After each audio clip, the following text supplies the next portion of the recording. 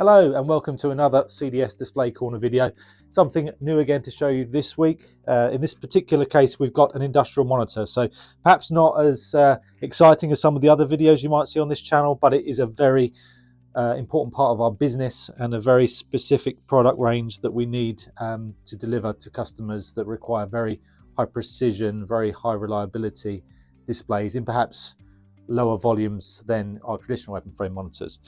So this particular unit is of Taiwanese manufacturer, so it is available for projects where you need ITAF compliance, but also is a decent price point as well for those Taiwanese products. This one has the P-cap touch embedded in the bezel, so it's a lovely machine bezel with the P-cap touch, and it is panel mounted, so it has the oversized flange, enable you to panel mount it into a machine. This particular one is a 10.1 inch with wide voltage input as well, and locking power connector. So very nice product. As I say, Taiwanese manufacturing, so you get ITAF compliance.